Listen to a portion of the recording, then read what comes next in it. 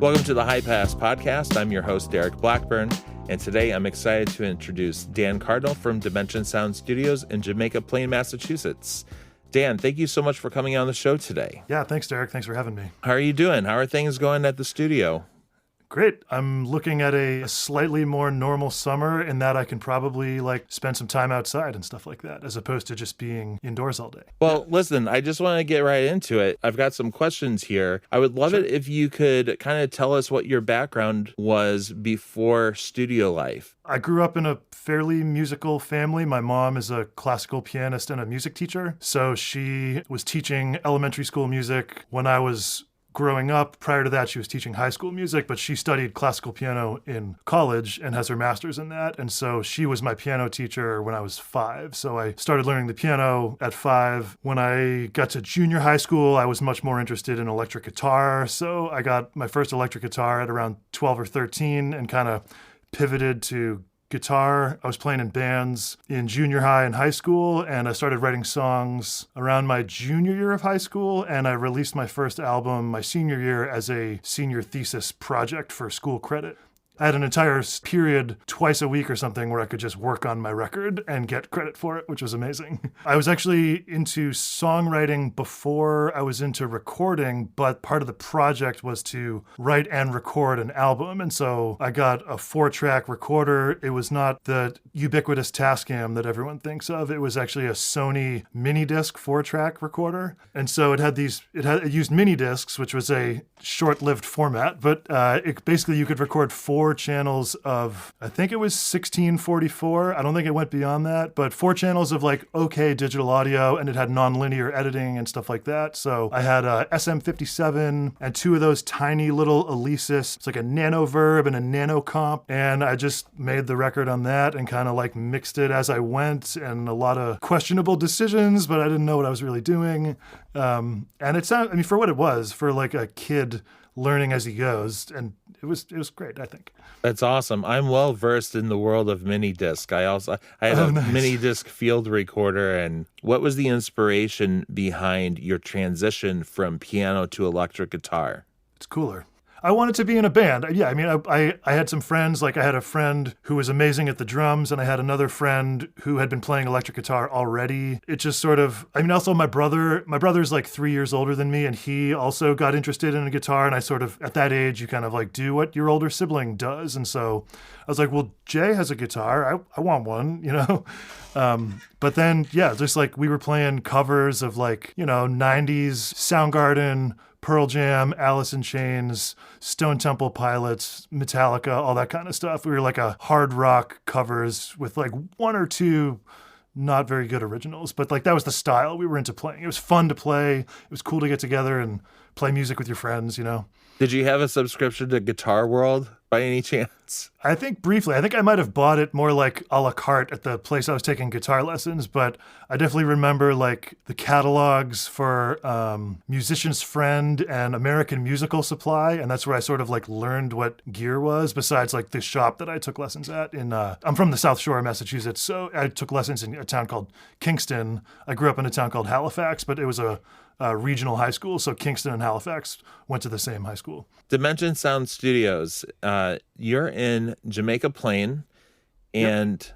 Can you tell me a little bit about the studio, about its history? How long has it been there? What's been going on there? Dimension has been a studio for almost 50 years. It was one of the first studios in Boston. It opened in 1974. To my knowledge, I don't have an exact timeline because a lot of the people involved are either unreachable or have passed on. So my understanding is that it was a guy named Barry Ober and Dave Hill and Tom Foley were the guys that were kind of running it in its heyday. And Barry Ober, he was designing gear for the room. He was a dude that understood audio electronics to the point where he could buy things and modify them and make them better. And you can't see in the video, but I have a pair of Ampex preamps, the 351s, which were part of a 2-track tape machine. And that was from the original studio. And he had done some mods to it such that the Ampex engineers flew out to Boston to look at his work. And then they started to incorporate it in future products that they put out. So he was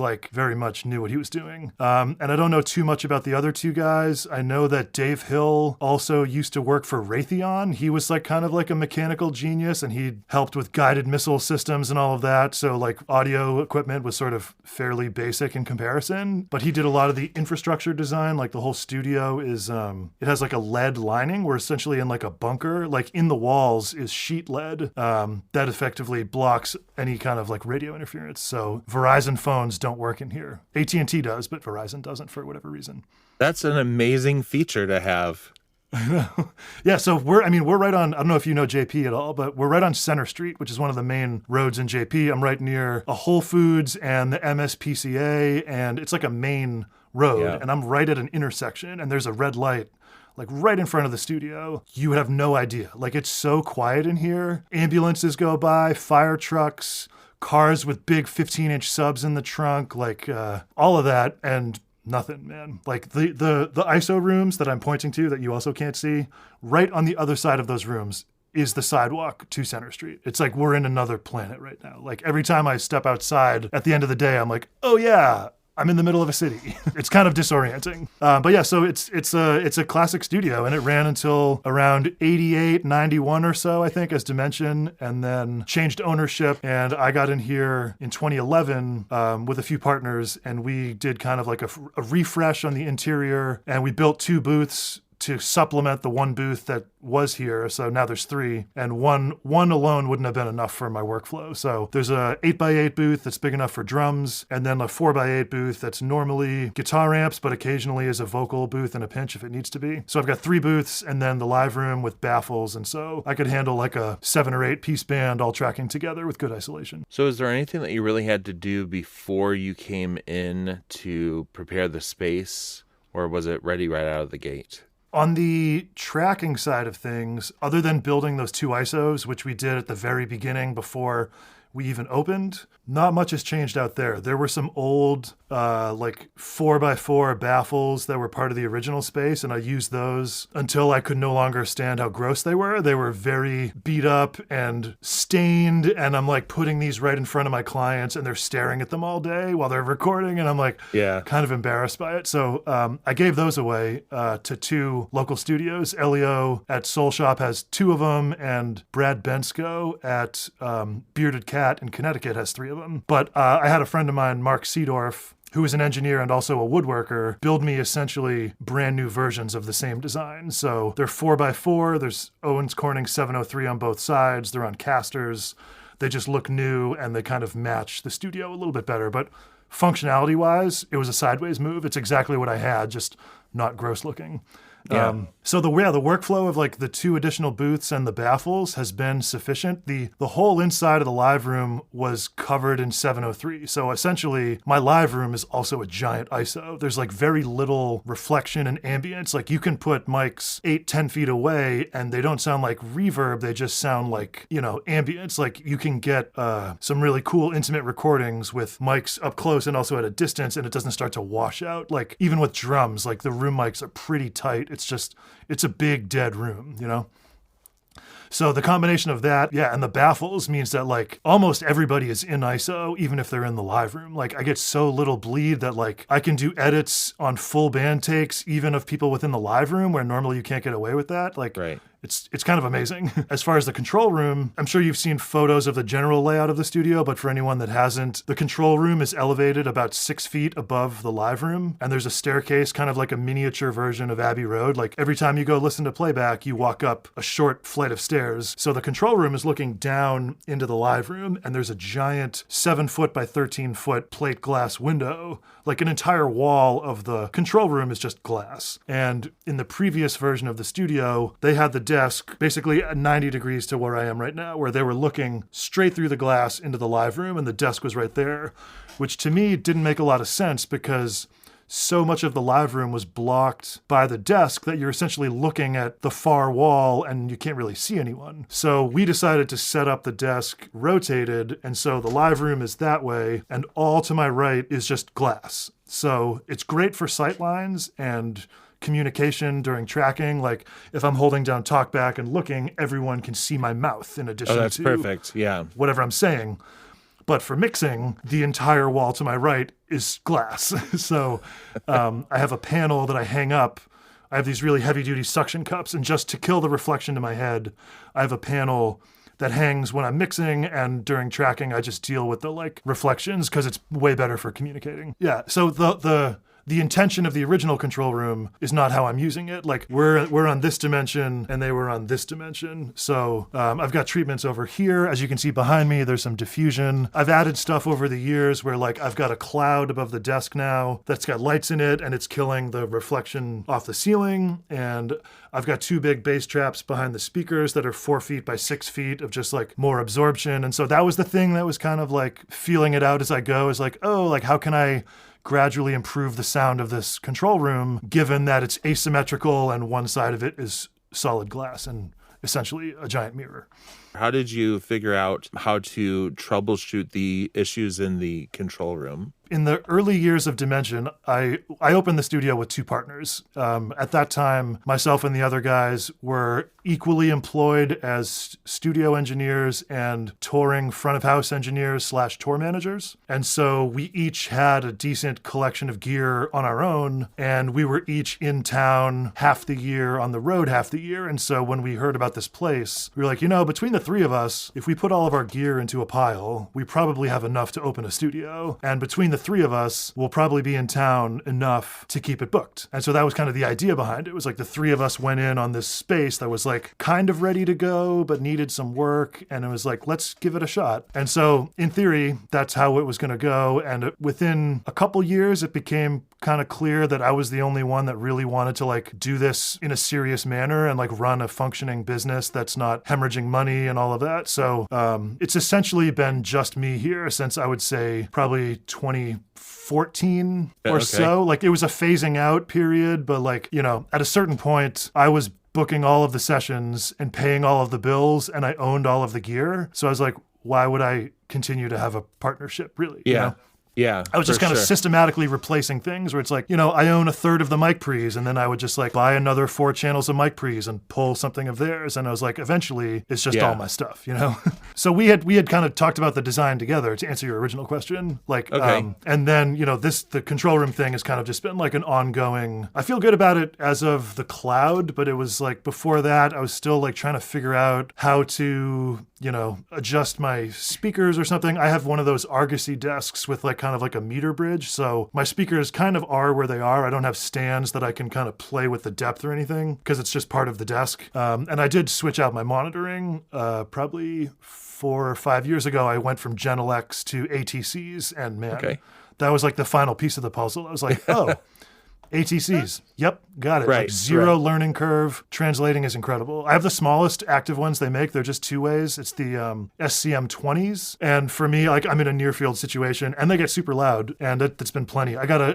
Subwoofer Pro's single 12-inch sub, and it's really just handling from 60 down. And so they cross over perfectly. They're tuned to just be flat with the rest of the speakers. And like, I love my monitoring right now. The coefficients of absorption and things like that. So I was just wondering like how deep you got into that world, because it can be didn't get that deep.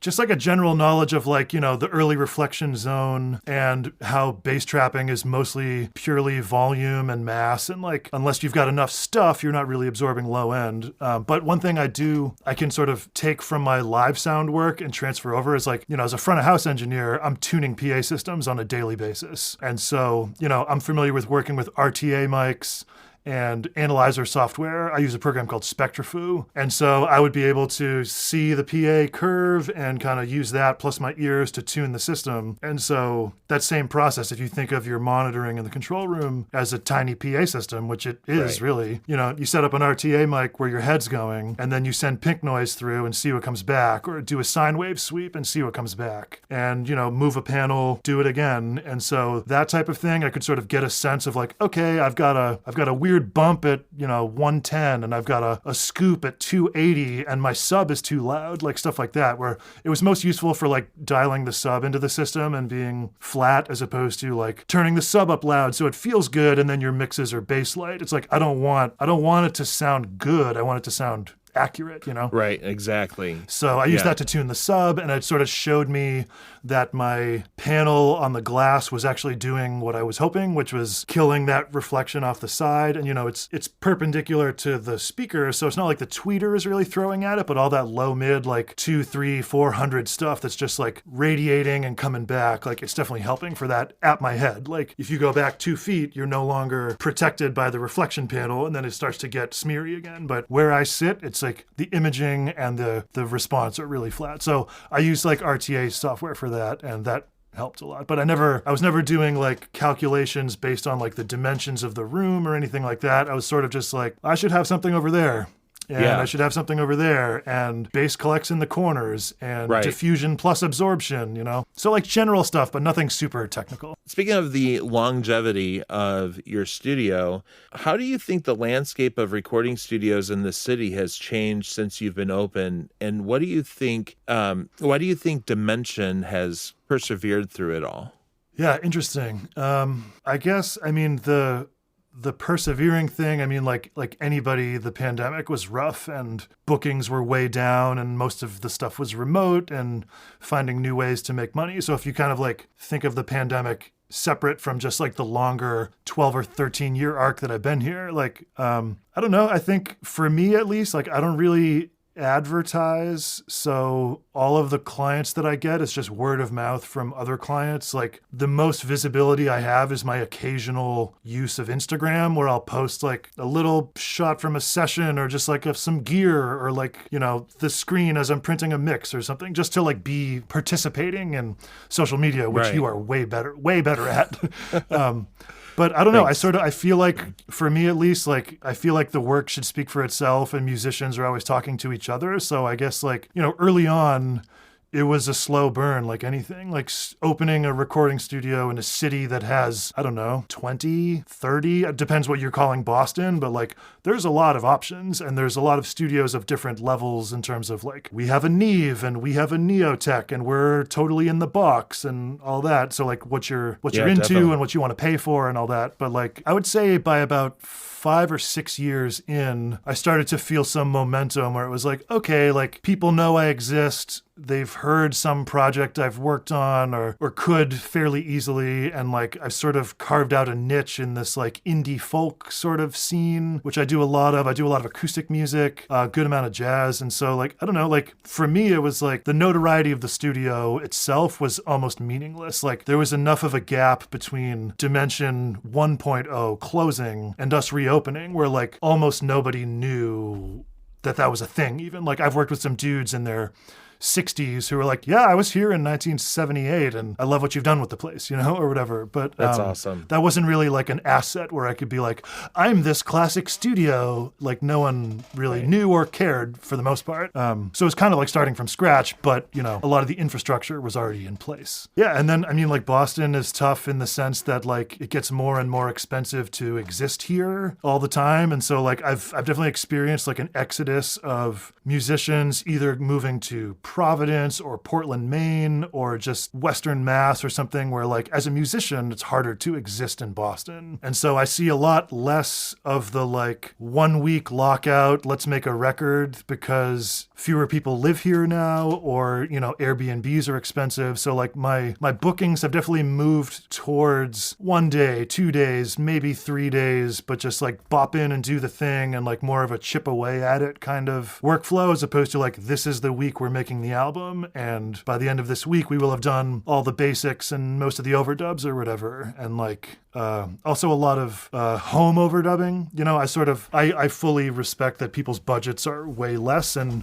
musicians are paying for their own albums. And so I encourage people to use the studio for what it's useful for and use their home setups and be off the clock for what that's useful for. You know, you don't need to do harmony vocals with me, especially if you're trying to figure out the parts. Just like your microphone is fine for that. And you being able to spend as much time as you need for that is better than my U47 and my signal path and you not being happy at the end of the day with what you sang, you know? Yeah, definitely. So it's sort of like spend your studio dollars where they're most useful, and kind of like albums are whatever they need to be now. It used to be a much more like, we're going in to do the record, we did the thing, we mixed the thing, it's over. And now it's like, it's much more like a little bit here and a little bit here and a month of nothing, and then files coming in from California or wherever. And like, it's a new way of working, and I'm totally fine with it. For me, the people who have hired me to produce or co-produce, like, I almost prefer the co-producing thing, because I like it when people have a strong vision for what they want to do, and they just like, they're sort of hiring my skill set. And it's essentially the like, join our band for the duration of this project. And now there's 6 opinions where there were 5 opinions. Like, I guess I'm a little less comfortable in the like, fully in charge role, where it's like, I am saying when it's time to move on, and I'm saying, we're not going to do this thing, or we are going to do this thing. Like, I don't like being the decider. I like being part of the collective group. You know, if it's a singer-songwriter that doesn't have a band and they need me to kind of like help them fulfill their songs in a full band thing, then, you know, I have to put together the band, and I'm much more involved, and I would say driving it a little more. But for me, like creatively, the co-producing stuff is actually the most satisfying, because I just get to, you know, I come from playing in bands. I love being in bands. And then at the end of it, I get to be like, that was great. You're right. Good luck. See you later. And I don't have to deal with, you know, the mass production of like playing it on the road 100 Right. and whatever days a year. Like, I get the fun part, and then I get to kind of piece out, which is, it's not selfish, but like, it's like I get to do what I think is the best part. But yeah, I guess I don't try to insert myself into it too much. Like, I'll get demos and I'll give people feedback, and it's like, I feel like the best thing I have to offer is my honest opinion on things, and I'll give them my feedback about what I think are the strongest tunes, or parts where I think it could be better, or if there's some redundancy in the writing where it's like, oh, this tune kind of feels like this tune, maybe pick one of them. But I wouldn't say I'm in there on like a co-writing level. It's more of a just like constant, unfiltered feedback and suggestions, and I will suggest things, and fully expecting people to be like, thanks, but I'm going to keep my original idea. And I'll be like, that's cool. I'm just like, Right. I've got ideas and I feel like I should share them. And if you aren't into it, that's also fine. I don't have a lot of ego tied to getting my imprint on something. Right. Like, I feel like they're asking me to work with them because they like something I did, and they like either my mixing aesthetic or arranging kind of sensibility. So like, it gives me confidence that my judgment is useful to them, you know, if they're hiring me at all. Yeah. And then, you know, we'll do some pre-production where we talk through the arrangements, and I'm always looking for ways that we can trim the fat and make things a little more concise. And Yeah. anytime I feel like, oh, you're losing me, like, does this need to be there at all? And then on a recording level, like, whenever possible, and it's always budget dependent, I like to spend a little bit of time just on like the sounds and, you know, what is the drum kit for this song? Like, I've done records where we're working really fast, and it's like we're tracking basics for 8 songs in 3 days or something, you know, where it's like 3 songs a day, 4 maybe, like really hauling ass. And so you kind of just like, you set up the drums, and then that's the drum sound for the whole record. And it's like, every time that's happened, I'm like, I wish that we had like spent a little bit of time just like, you know, dealing with dampening or auditioning snares or changing out the ride cymbal or whatever. And so that's one of the things that whenever I can, just like, let's spend a minute, like, what is the set of sounds that we're printing here? I know we're trying to work fast, but like differentiating these songs from each other. Like, I've got 4 snare drums and they each do different things. And I've got 2 that are kind of like right down the pipe. And then one is like this really low thuddy thing. And one of them's a little more cranked and kind of hip hoppy. And just like, what's the right snare for this tune? Okay, what's the right treatment on the snare? I've got these little leather patches that kind of fold down and just take some of the ring out. There's those big fat snare drum rings. There's towels, you know, the whole thing. And that's just, for me, that's the idea of fix it in pre as opposed to fix it in post. I have a poster on the wall that's just like a guy just saying, fix it in pre. It's a skeleton at a computer and he's going, fix it in pre. And so just as like kind of a guiding principle, like, you're saving yourself so much work on the back end if you like, are we printing good sounds as opposed to, am I going to have to spend 2 hours on this drum kit because the tuning is rubbing with the key of the song or something, you know? Yeah, that's a really great point. Do you have any memorable stories or unique moments that come to mind when you think about what it's like working in your studio? Now it would be 2 summers ago with this band from Portland, Maine called The Ghost of Paul Revere. And they're kind of like a rowdy folk rock band, and they've since broken up after kind of a fairly long career arc. This was I think their fifth record with me, fourth or fifth maybe. But there was a time where, they have a lot of 3-part harmony stuff. And this was one of the kind of the earlier model of like, we're going to book a week in the studio and just like immersion style, like we're just going to hit it. And so we had done a week, and then a month later they came back with more songs, and we did another week, and we got through all the basics, and a lot of it went down live. I had the drums isolated, and then the 3 main singers in the live room, and it was acoustic guitar, banjo, and bass, all kind of in a triangle facing each other in the live room. And then the drums were ISO'd, but they could all see each other.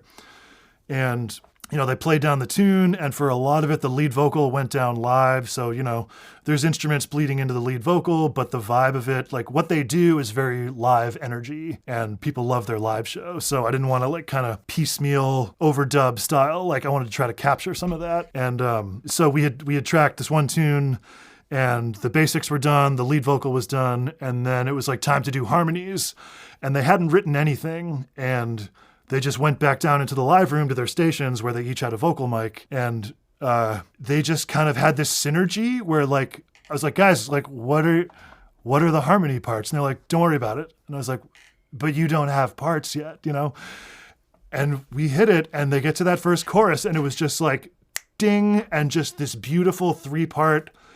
It's like they had this kind of like hive mind between the 3 of them because they've been doing it for so long, but it's just like they knew who was going to sing what part, and they knew how they were going to move, and it was like they were just like composing it on the fly in real time. Wow. And we got to the end of the chorus, and I was like, all right, we could do another one, but like seems like you got it, let's go to the next chorus. And just that kind of like when musicians are really comfortable with each other and tuned into each other's judgment or decision making or whatever, they can do that kind of thing in real time. And it's just incredible to watch. Like I've had the opposite experience where to get to that point requires a lot of methodical, you're writing out the parts on staff paper, and then you're doing it, and you'd be like, oh no, we need to cross here because this is weird for my range. It was like none of that. They just got to the chorus and just like out, like they were just channeling it or something. So just being present when that's happening. Everybody else is seeing it as the thing from the album, but when it's like happening spontaneously in real time, you're just seeing this sort of like pure creativity and like deep connection between people happening in the moment. And that's like one of my favorite things probably, is when you're experiencing something truly remarkable in real time, and you're like, oh, this is going to become the definitive version. And I got to watch it live, I was wondering if there's anybody who kind of diverted you into this line of work, or did you have any mentors or anyone who really inspired you to seek this sort of situation?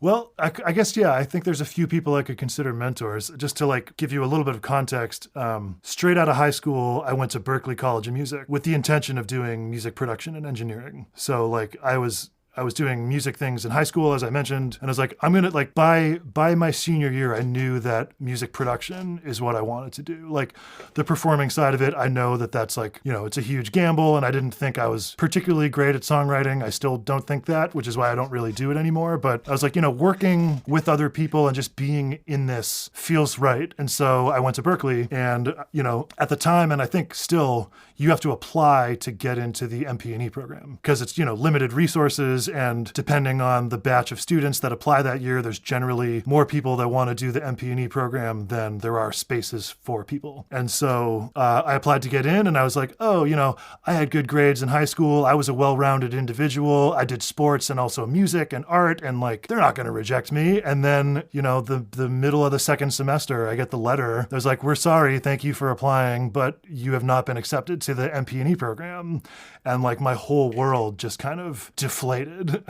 I like my sense of myself and what I wanted to do, but like it didn't change that that's what I wanted to do, but it was very like, it was like a punch in the gut. And so I left Berklee. I wasn't going to stay. They were like, oh, well, you can do synthesis, or you can do these other things that have overlapping curriculum and then reapply. Like, I'm not going to stay here and maybe get in. So I transferred to Tufts University, and I got a degree in philosophy. But the whole time I was at Tufts, I was recording people in my dorm room. At that point, I had a ADAT rig. So I had a ADAT XT20 and a couple of mic pre's and like a DBX compressor, like the live sound one, and a little Allen and Heath board. And I was recording people and myself, but more other people the whole time I was at Tufts, and kind of like networking and staying connected to my Berkeley friends.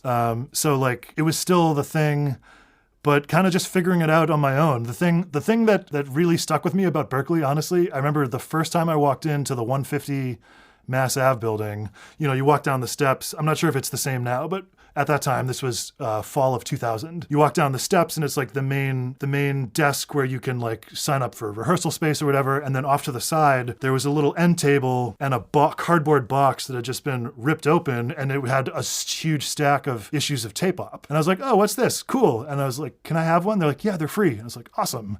And it was issue 41, and the main interview subject of that one was Daniel Lanois. But regardless, I was like, oh, this is cool. And I just started reading Tape Op, and I realized that it was a free subscription. So I signed up and have received every issue of Tape Op since that day. And I've got into back issues and stuff. But, you know, I would say for me, it was a lot of like reading Tape Op over and over again and just absorbing techniques and workflow stuff and creative process things from people, like, and just trial and error and like slowly accumulating equipment, but like no real technical training in this. Like I never got to the point at Berkeley where I was taking like actual studio classes. It was like intro to music technology. What is a transducer? Like how does a PA system work? Whatever, really basic stuff. So yeah, I would say I'm self-taught on that front, plus Tape Op. And, you know, my studio partners both were older than me and had more experience in studio, so I learned some stuff from them. But I would say, honestly, like Tape Op like was my education as far as just like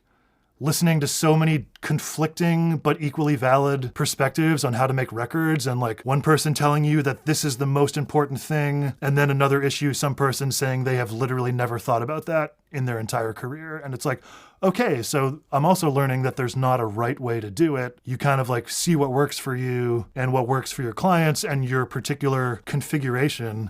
Prior to Dimension, I worked at a studio called High and Dry in Cambridge. High and Dry Studios was the personal private studio of the band Morphine, who are a pretty legendary Boston band. Mark Sandman had this loft space in Inman Square in Cambridge, right near the Public Works building, but it was basically the entire top floor of this like warehouse building. So big open space, not walled off at all. And so that was Morphine's private studio, essentially.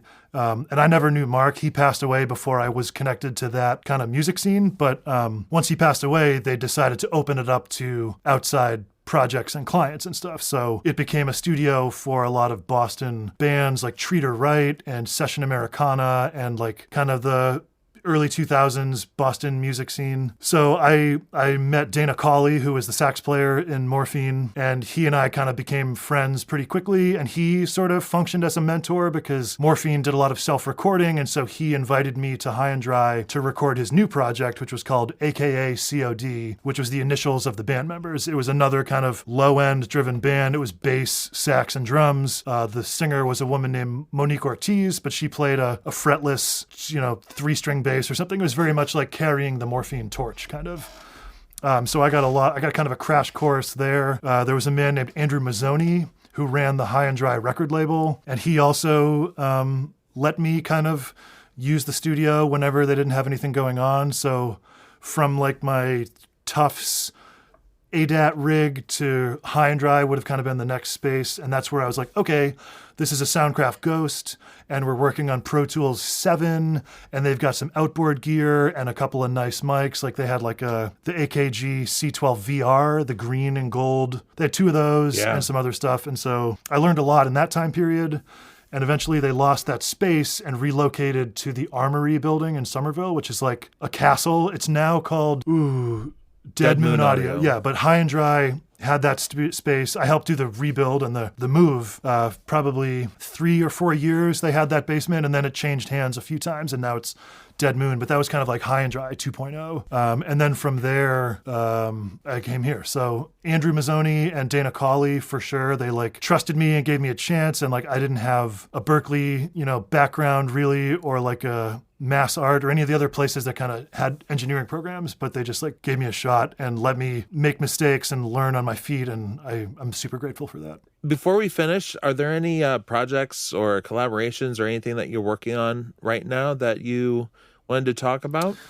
Yeah, man. So the first question you asked me, I had said that my summer is going to be like a little more normal. I've been pretty much out straight since the beginning of the year. I've been doing, I think, around like 26, 27 days a month since January. Wow. Just because, I mean, still like on the tail end of digging out from the pandemic, and just like, you take the work when you have it, because in 12 years of running this place, I still can't really predict when the booking is just like, oh, all right, I guess I'm not working in June or whatever, It's not like, I used to think it was a summer thing where it's like, oh, it's festival season, people are on the road, but like, it's kind of unpredictable. So I always take the work when it's there. And I just kind of got through 6 or 7 records. And one of the ones that was probably the most memorable to me is this guy, Jim Kweskin, which I don't know if you've ever heard of him, but he is a folk legend, man. He's in his 80s and he's been making records longer than I've been alive. I just finished mixes and I might be mastering it. He might have the label take care of mastering, but it's a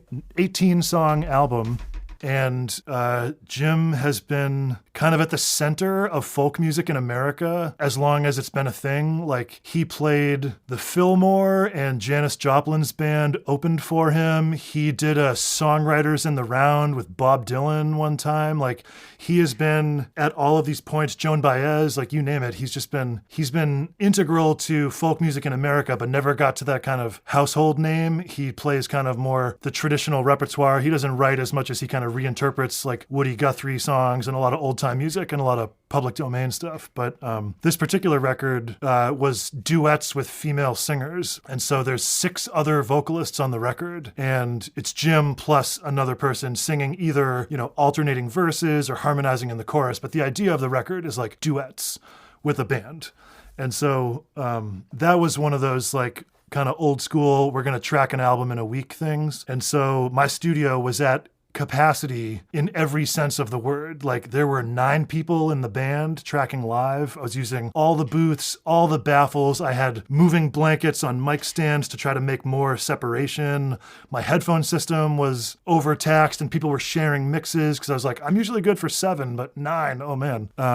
And then there was a whole crew of just like friends and family hanging out. So I'm working and there's like 6 people just in the control room, just kicking it. So like probably like 20 people all at once. And like, this isn't a huge space. So like, it was pretty crowded, but, what a great feeling though. Oh yeah. And I was like, man, I'm working with this dude and he's a legend and he was super nice. Yeah. And like, he was a little skeptical of me at first, I think just because I'm like a young 41-year-old whippersnapper, but like, I think he warmed up to me once we like sort of understood each other's humor, and like he likes to kind of poke fun with people. And so I would just like dish it right back. And like, as soon as I started making fun of him to his face, he was like, all right, I got this guy.